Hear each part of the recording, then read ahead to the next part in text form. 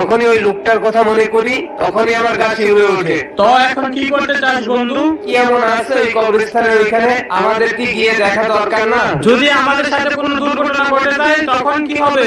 ওই জায়গাটা যাওয়া কি আমাদের ঠিক হবে? দেখ নাজমুল, সজীব, আমি জানি না যে ওইখানে যাওয়াটা আমাদের জন্য ঠিক হবে কি হবে না, তবে আমাদেরকে ওইখানে যাইতে হবে। আর এই মরণ খেলাটা আমাদেরকে যেভাবে হোক বন্ধ করতে হবে। সেটা অবশ্যই ঠিক বলছো। এবার বল, তোরা কি আমার সাথে ওইখানে যাবি?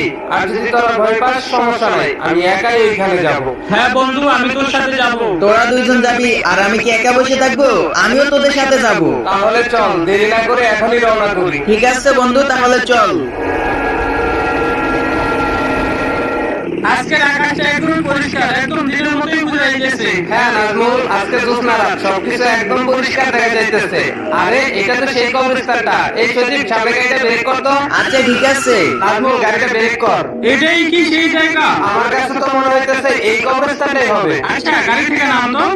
আমার কাছে তো মনে হইতাছে এটাই সেই কবরস্থান। ওই দিন যে লোকটা বলছিল, আমার মনে হয় এটাই সেই জায়গাটাই। তাহলে কি করতে চাস তোরা এখন? আমাদের এখন একটাই কাজ করতে হবে, এই কবরস্থানের ভেতরে প্রবেশ করতে হবে আর গিয়ে সেই কবরটাই খুঁজে বের করতে হবে যেখানে এত কিছু ঘটে গেছিল। তাই করি, চল। আচ্ছা ঠিক আছে, ওইখানে যাব, কিন্তু একটু সাবধানে দেখে শুনে চল তাহলে।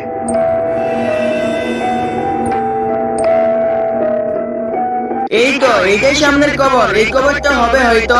আমার কাছে তো তাই মনে হচ্ছে এটাই সেই কবর। কিন্তু এখানে আসার পর তো আমরা কিছুই বুঝতেছি না।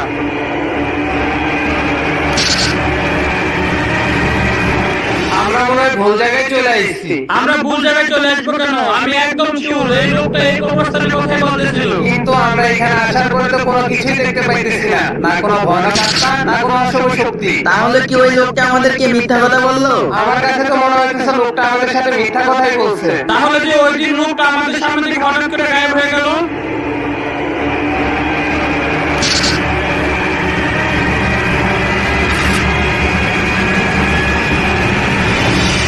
আচ্ছা চল, আমরা এখান থেকে চলে যাই। বন্ধু, এই বাড়িটা দেখ কত ভয়ানক দেখতে। হ্যাঁ সত্যি, এই বাড়িটা অনেক বেশি ভয়ানক। আমি আসার পর থেকে এই বাড়িটাকে খেয়াল করতেছি। আচ্ছা চল, এই বাড়িটার ভেতরে গিয়ে দেখি তো। আচ্ছা ঠিক আছে, চল।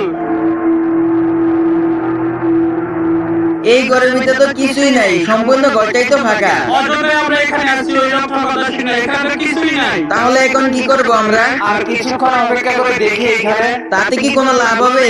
আমরা যেহেতু এই ঘরটাতে আসছি, এই ঘরটা আমরা ভালো করে চেক করি। আচ্ছা সজীব, তুই উপরের রুমগুলা দেখতো। আচ্ছা। আর নাজমুল, তুই ওই দিকটা দেখ। ঠিক আছে। বাইরের দিক থেকে কেমন যেন একটা ভয়ানক শব্দ ভেসে আসতেছে। যেহেতু একটু জানালার পাশে গিয়ে দেখি তো। জানালার পাশে চলে আসলাম, কিন্তু বাইরে তো